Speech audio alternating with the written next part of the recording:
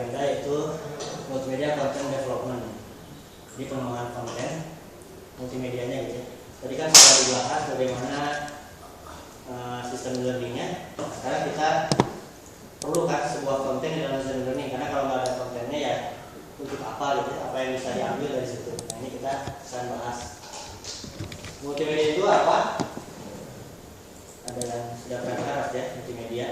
Jadi multimedia itu ya secara sederhananya kita menggunakan segala media gitu, segala media sekaligus untuk pengembangan konten ini. Nah itu ada email saya jika diperlukan, silakan. Oke. Nah sebenarnya Bapak Ibu itu sudah punya konten dan materi. Jadi pasti Bapak Ibu dan dosen-dosen gitu ya pasti sudah punya apa yang akan disampaikan ke para mahasiswa. Nah sekarang paling masalahnya gimana kita memaketkannya gitu, sehingga bisa ditonton atau dinikmati dengan layak oleh para mahasiswa di sistem learning yang ada. Nah ini ada sebuah tools yang sangat berkaitan, namanya Authoring Tools.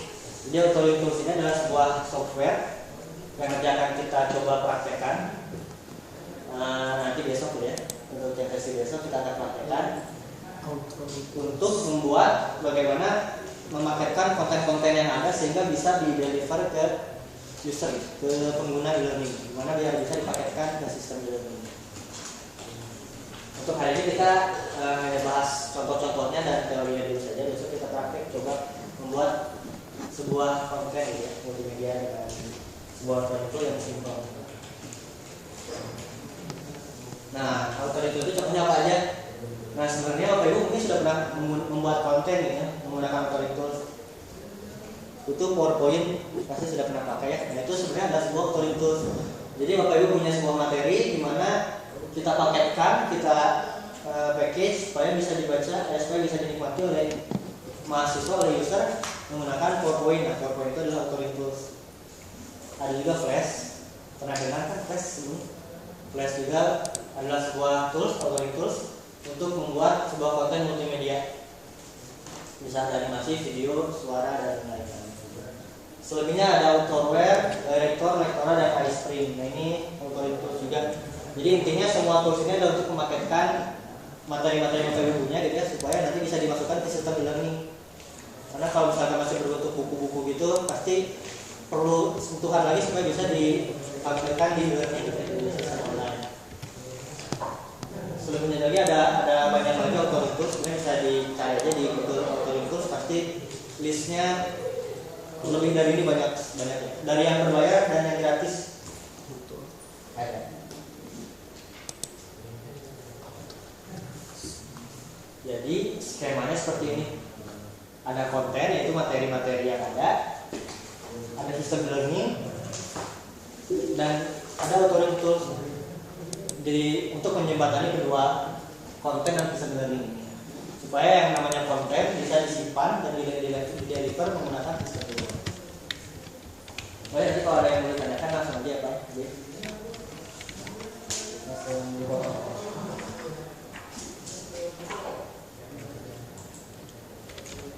Nah, sekarang ini saya ingin memperlihatkan tentang konten e-learning yang berbasis multimedia yang akan kita kembangkan.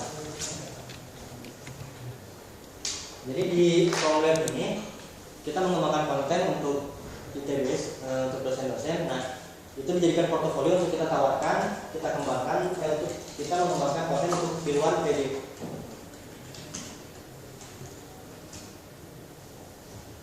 Nah, jadi kita mengembangkan konten-konten e-learning juga multimedia untuk di luar ITB.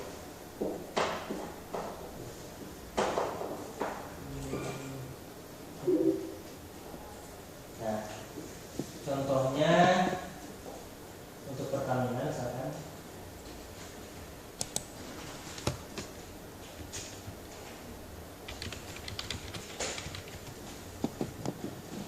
Ini salah satu contoh konten multimedia.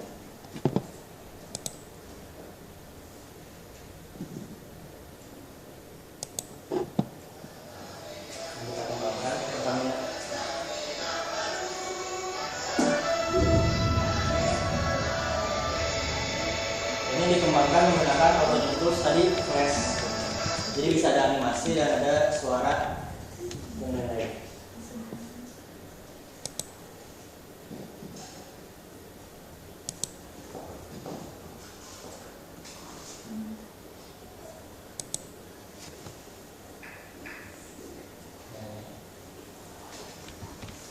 Ini contohnya.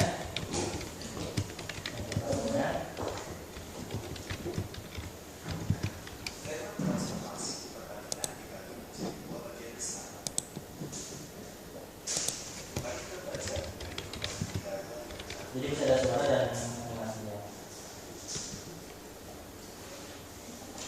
Contoh lagi.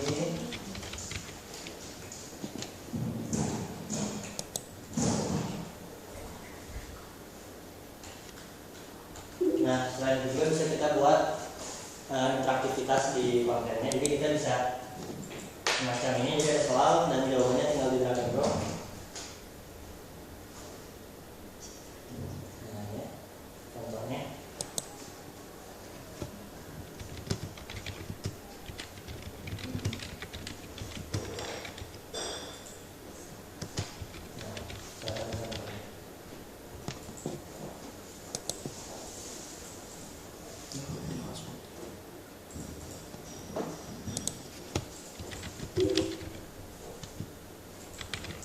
Selebihnya ini untuk Bang Riau sudah dapat membuat.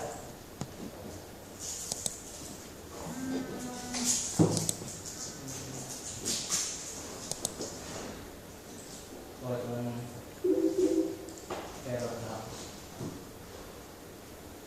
Jadi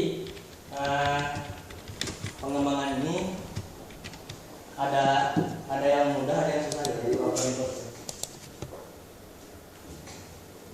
Ada yang membutuhkan pengembangan sampai berbulan-bulan satu kontennya, ada juga yang sebenarnya simpel menggunakan Auto Tools yang lainnya. Kita kembali ke slide-nya.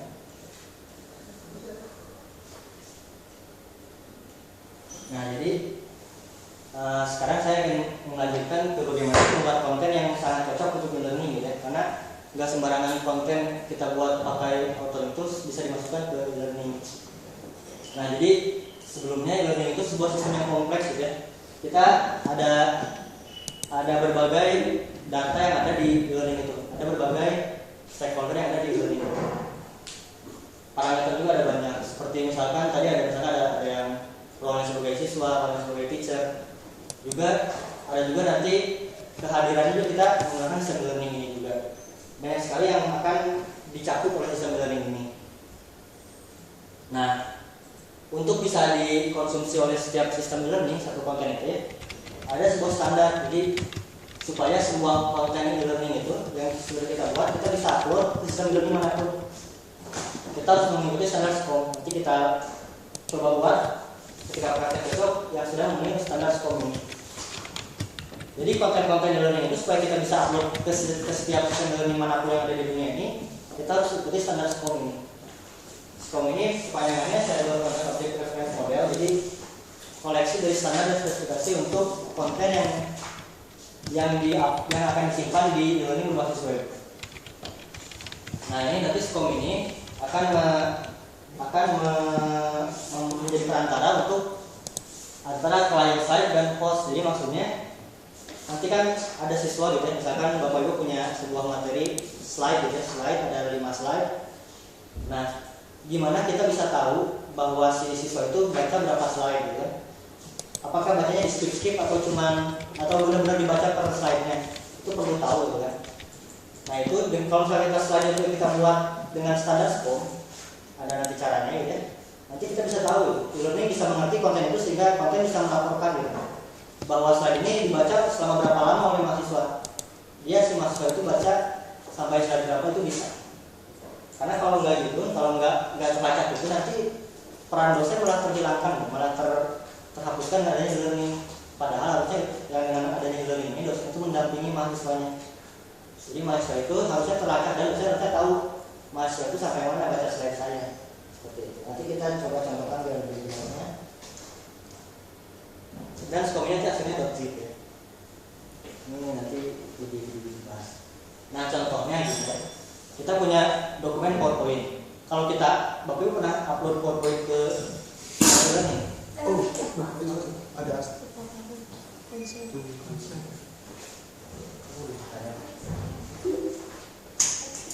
konsep kan? Ya. Itu sampai kosong. Nanti keluar ya? Itu bukannya tadi udah. Nggak ada keluar ya? Tadi apa? Ada. Jadi kalau kosong ya. Kayaknya bisa tahu waktunya. Apa kan punya Pak halaman itu ditinggal pergi apa itu terlacak itu baca. Oh iya. Kan Hanya punya terlacaknya timing hanya aja ya. terlacaknya dia sudah buka halaman berapa. Hanya buka lama sekian menit bisa. Itu sekian detik. Apa belum tentu dia baca sampai kan buka Oh, iya. tinggal bikin Iya. balik lagi. Kira-kira baca. Video gitu ya. Atau setelah itu ada pertanyaan terkaitan hal tersebut untuk mengetahui. Kalau dia bisa jawab, berarti dia mau. Oke, jadi kita lanjut ya. Jadi Bapak Ibu pernah upload kan PowerPoint, pernah nyoba ke e-learning gitu ya? Nggak nampak, nggak muncul. Belum muncul. Biasanya nggak muncul tampil PowerPoint ya, cuma Di download ya?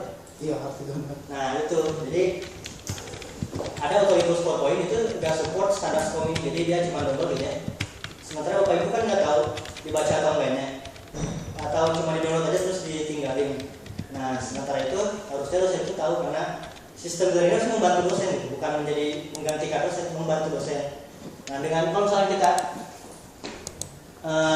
si slide tadi yang PowerPoint itu kita transformasi jadi sebuah standar yang sudah SCOM seperti tadi, nanti Bapak Ibu si slide itu akan dijalankan di e-learningnya langsung, dan juga nanti Bapak Ibu bisa dapat reportnya si mahasiswa baca sampai slide berapa. Ada dari saya contohkan seperti itu. Ada satu tool namanya iSpring. Nah ini menerjemahkan dari dokumen PowerPoint ke dokumen Flash yang dapat dipatuhi dan memenuhi standar SCOM. Besok kita praktekkan iSpring. Jadi bau ya. Kita buka aja. Aman. Iya. Sesuai standar. Kalau hasilnya tidak Tapi benar, sesuai standar nanti Pak. Iya. SOP-nya gitu. Iya, SOP ini. hasilnya.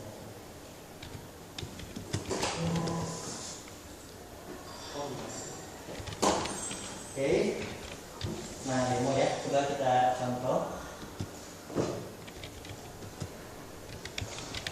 Nah saya punya sebuah slide.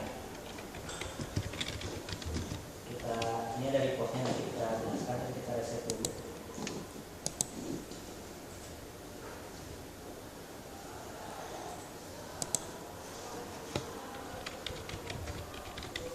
Slide ini asalnya sebuah PowerPoint, cuman sudah menggunakan tadi tools namanya iSpring tadi, kita convert jadi sebuah flash yang mendukung standar SCOM. Kalau kita buka, dia nggak download, dia dijalankan gitu. Nah, contoh ya. Nah, ini kan seperti biasa ya, kita slide PowerPoint gitu. Nah, kalau kita exit sekarang, nah ini ada report. Jadi untuk ini ada tulisan SCOM ya. Tandanya kita mengupload ini tuh dengan standar SCOM ini. Dan kalau dia kontennya nggak standar SCOM, dia bakal error gitu, nggak bakal bisa diupload. Besok kita demokan. Nah, ada untuk SCOM ini ada report khusus gitu. Kalau kita klik, kita bisa tahu si orang ini akses berapa kali gitu ada tabnya. Dia dilacak gitu. Kalau kita klik, dia incomplete, dia nggak beres baca slide-nya gitu.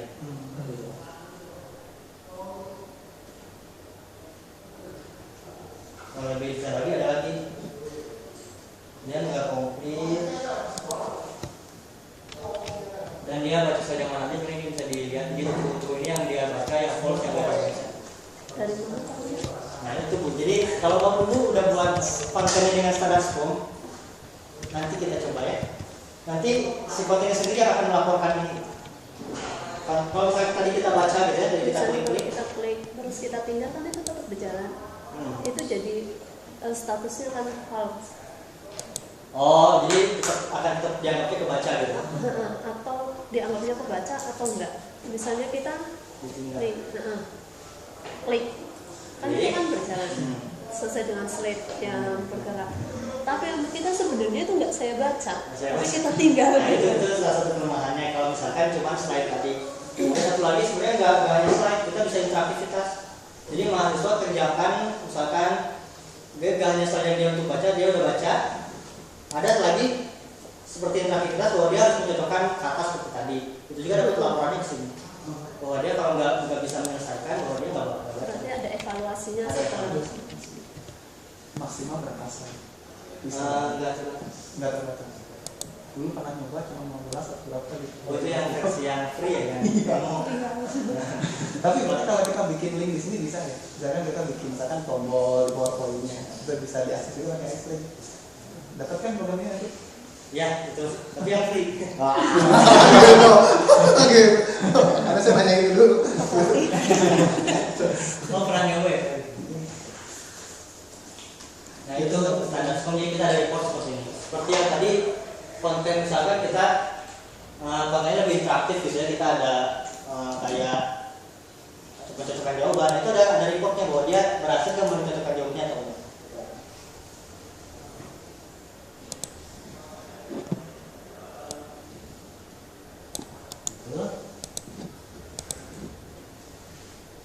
Ada lagi yang mau tanya? Nah, jadi intinya sih Bapak Ibu itu kalau misalkan mau membuat konten itu harus yang sebaiknya gitu ya, yang mendukung standar SCOM itu supaya ada report yang bisa Bapak Ibu baca, yang bisa Bapak Ibu dapatkan dari konten itu. Karena kalau misalkan kita kontennya bukan standar SCOM itu nggak ada reportnya gitu, nggak, hanya paling di download aja. Gitu. Dan juga kalau standar SCOM itu Bapak Ibu misalkan nanti buat satu konten. Mau sebenarnya seperti apapun, ini kan Moodle yang tadi saya contohkan. Ada lagi yang lain misalnya Moodle gitu, pasti bisa diupload.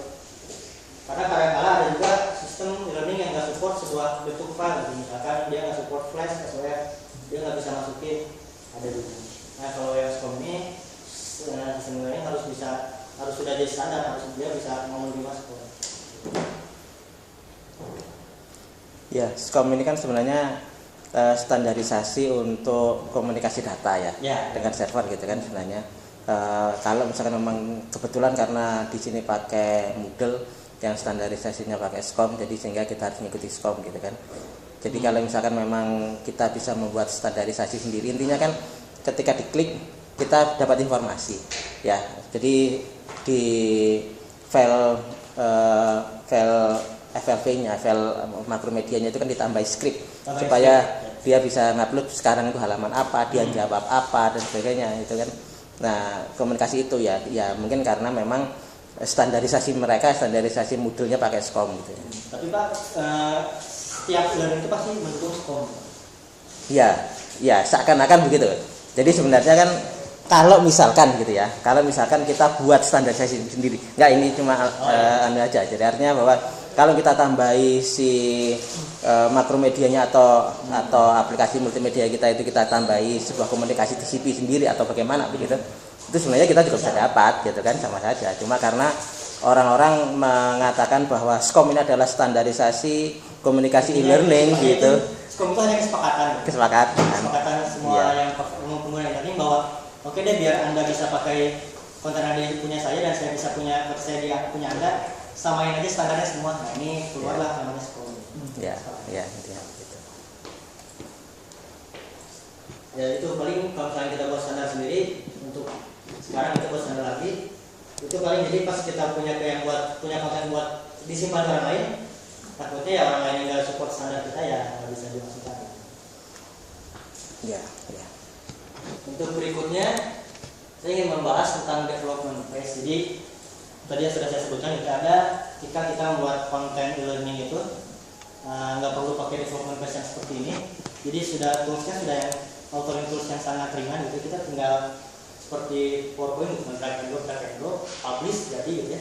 Kadang-kadang kita development phase-nya yang benar-benar harus secara bertahap gitu ya, karena itu kontennya besar dan keinginan si pemilik materi itu beragam gitu, macam-macam gitu, ada custom.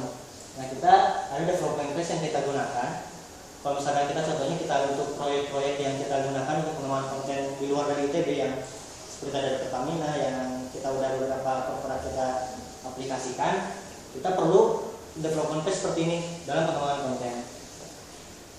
Ada 5 development phase-nya, yaitu pertama storyboard. Jadi kita pertama setelah meeting awal kita sudah punya gambaran dia ini seperti apa, kontennya, materi seperti apa, mau kita bentuk seperti apa supaya nanti menarik untuk dilihat oleh user. Kita buat storyboardnya. Nah setelah storyboard jadi disetujui, kita buat prototype-nya. Jadi prototype itu rancangan awal dari garis besar, dari sebuah garis besar dari konten secara keseluruhan. Jadi masih berupa kotak-kotak dan belum menggambarkan keindahan yang aslinya gitu. Tapi hanya untuk workflow-nya sudah terlihat. Setelah itu ada artwork filtering, jadi kita membuat artwork-nya, gambar-gambarnya, atau mungkin ada suara-suara yang kita harus buat dan lain-lainnya. Akhirnya kita production, kita gabungkan semua yang sudah kita buat sesuai dari yang tadi awal kita sudah setujui, dan akhirnya kita bisa mendapatkan hasil atau result. Nah untuk kami ini untuk pengembangan yang custom seperti itu, standarnya itu sekitar 6 minggu kita selesaikan semua. 6 minggu. 6 minggu. Itu yang paling ringan atau yang paling berat? Itu yang berat, Pak. Yang Kalau berat. yang paling ringan sebenarnya kan ada authoring tools yang gampang gitu ya. Tinggal klik-klik juga jadi gitu ya, drag and drop, semua ada fungsinya udah ada. Itu seminggu juga sudah selesai. Selamanya di storyboard. Oh, sorry. Oh iya, kita ada cek.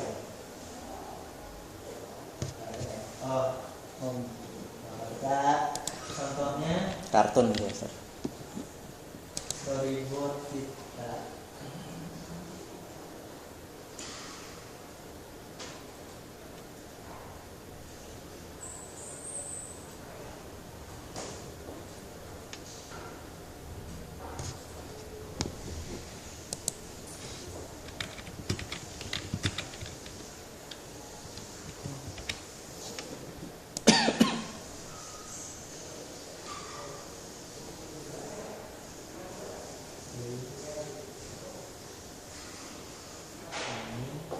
Nah, ini contoh storyboard kita.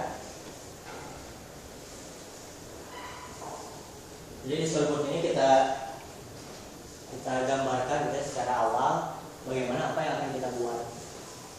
Jadi dari awalnya kita punya tahapan-tahapan pembelajarannya, arahan nanti programnya seperti apa, ada di sini. Misalkan awalnya nanti kita mau ditampilkan dulu video untuk Pertamina sesuai permintaan dari Pertaminanya, tuliskan di sini gitu kan. Nanti ketika arahan programnya, ketika ada tombol 1 diklik maka menuju kemana gitu. Seperti ini. Ini ada contoh gambarnya, jadi untuk arahan. Ini sistemnya waterfall apa spiral gitu? Waterfall, jadi langsung aja kita bertahap. Nggak boleh kembali ya? Nggak kembali. User nggak boleh kembali kan? Kalau kembali lagi Pak, jadi kita pengalaman lama. Iya, never ending gitu. Nah, kita juga pernah coba yang prototyping. Tetap yang waterfall yang paling enak. Kayak user udah tanda tangan salah sendiri gitu. Jadi kita biar cepat gitu Pak ya. Jadi yang namanya revisi itu paling maksimal 2 kali Pak. Kita udah punya storyboard nih, kita serahkan tanda tangan, kita ada revisi, kita kembali kerjakan lagi. Ketika kita udah selesaikan revisi yang terbaru itu, pas kita datang lagi, kita berikan storyboard sekaligus kerjaan tahap berikutnya. Karena kalau misalnya ada perubahan storyboard lagi, kita udah menolak lagi. Karena salah sendiri, karena dari kemarin kenapa nggak ketemu kesalahannya itu. Karena kalau gitu ntar berulang-ulang terus dan kadang-kadang user itu mengkoreksi ketika sudah jadi gitu kan? jadi Pak ya Pak, pengalaman. Karena mereka nggak bisa bahasa begini kan, nggak ngerti. Ya itu. Kadang-kadang juga mereka baru dapat tulisnya di tengah-tengah gitu. Kenapa dulu itu berubah semuanya lagi? Iya. Kenapa tombol ini nggak kesini? Nah itu kan berubah semuanya. Kenapa konten ini nggak ada? Wah itu berubah banyak kejenuhan. Itu ya kayak panel navigasi gitu ya, mau pindah kemana gitu. Ya, biasanya kita presentasikan juga nih. Nanti kayak gini. Biasanya mereka itu lebih paham itu dari prototype. Jadi prototype itu kita udah tampilkan workflow-nya seperti apa. Cuman ya gambar orangnya masih berupa kotak aja.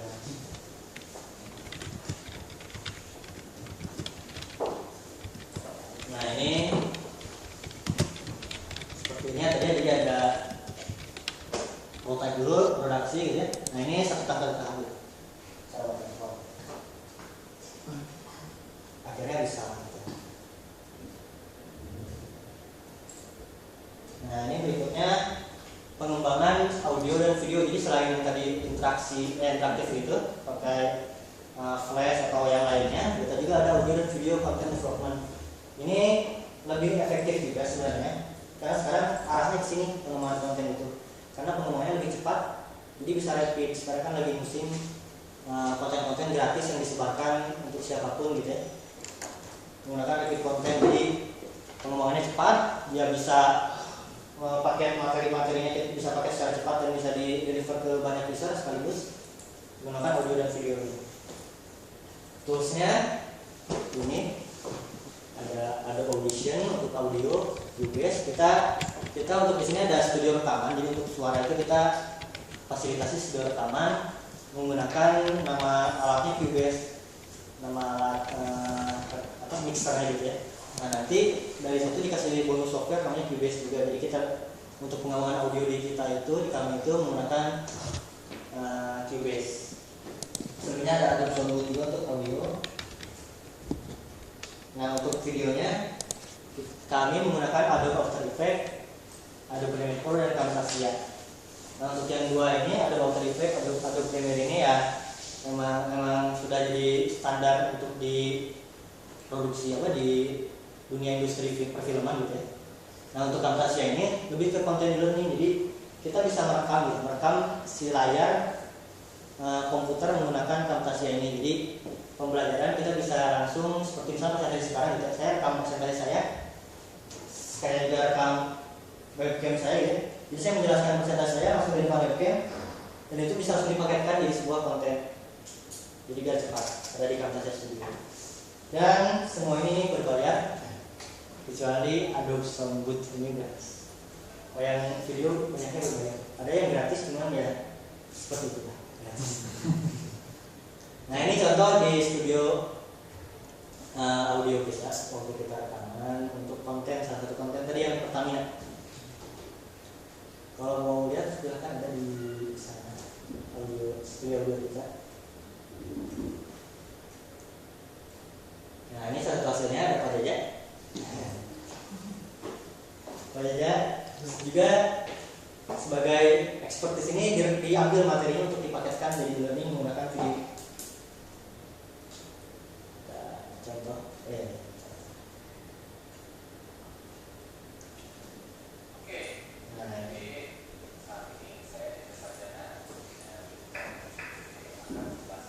ini contoh konten video yang kita kembangkan.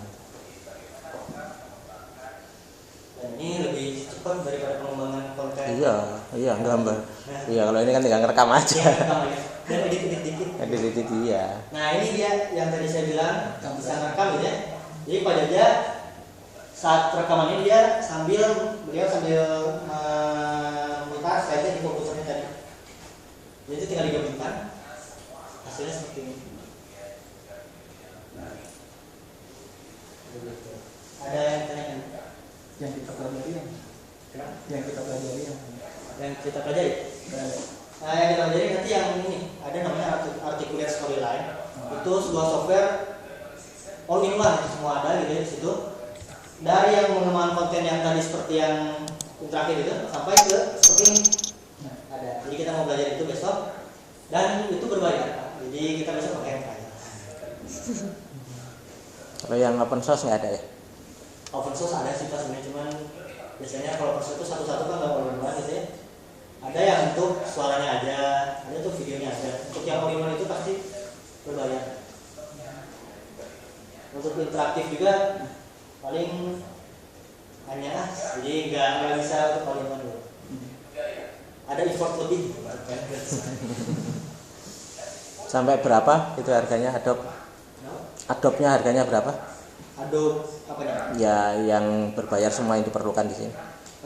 Ada yang 8 juta cuma itu udah yang CS Creative Suite. Itu satu PC kan itu kan ya? Satu PC 8 juta itu bisa isinya yang tadi ada untuk edit audio, video sama flash interaktif.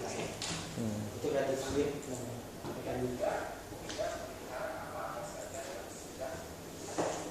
Cuman yang tadi artikel storyline itu sampai 2 kali gitu. Karena lebih simpel dan lebih all in one, lebih mudah gitu. Lebih mahal.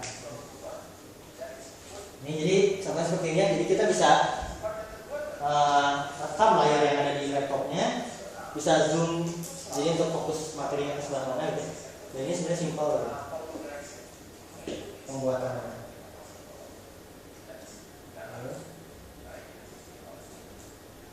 Ini kayaknya menjelasan tentang knowledge management.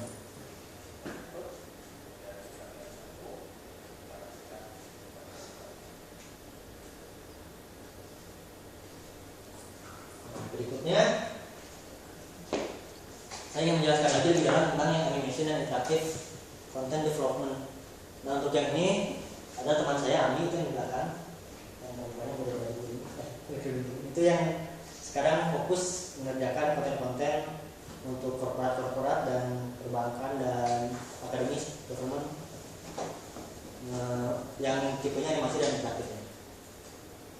Nah untuk kami ini menggunakannya Flash gitu, supaya customize-nya lebih semau kita bisa. Jadi kalau saya yang mempunyai kontennya ini seperti apapun kita bisa fasilitasi. Karena kalau kita gunakan seperti tadi artikel storyline tadi itu kan serba otomatis. Jadi kita menggunakan template-template yang sudah ada gitu kan. Nah ketika ingin yang aneh-aneh atau yang baru untuk kita juga kita bingung mau di seperti apa kan. Nah, kita kalau pakai Flash serba manual, mungkin lebih ribet, kita lebih susah pengembangan sampai 6 minggu tadi itu. Cuman kita bisa kembangkan apapun yang kita mau. Nah seperti ini, dan sudah ada yang pernah coba Flash untuk membuat ini. Contohnya, nah ini dulu untuk BI kita nonton. Jadi ada story-nya juga sudah. Setelah story nanti ada soalnya gitu. Jadi dari story itu apa yang Anda dapat. Nah itu Bu tadi bisa direkam ke scroll. Jadi kalau misalnya orang yang nggak nonton si story-nya, dia nggak bisa jawab gitu.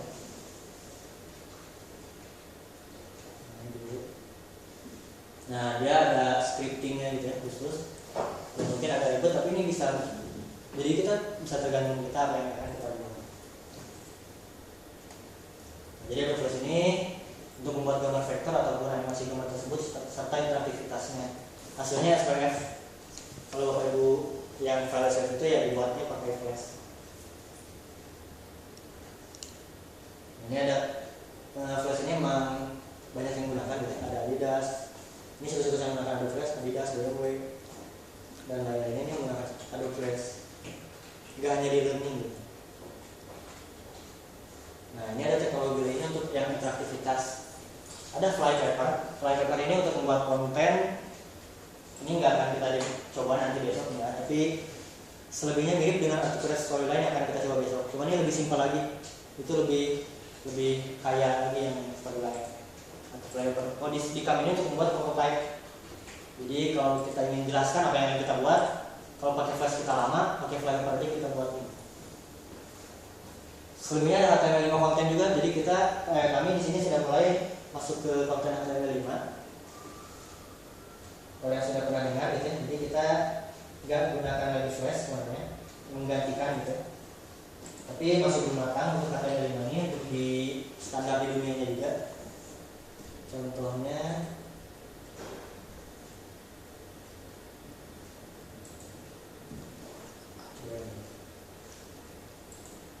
ini konten di simple. Nah ini menggunakan HTML5. Ini pakai Flash tadi. Nah,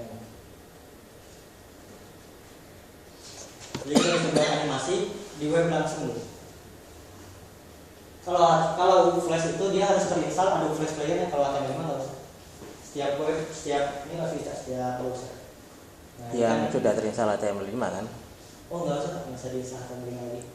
Asal browser ya browsernya support HTML5 gitu kan? Ya browser support HTML5 betul ya. Iya. Karena library-nya harus ada itu. Nah contohnya ini kamu buat animasi ini di HTML5. Kelebihan HTML5 ini nanti support di mobile, di iPad, di tablet, di HP juga support.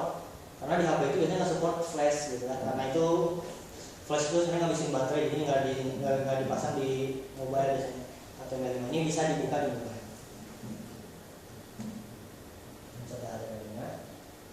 Nah satu lagi, ada lagi iBooks Author.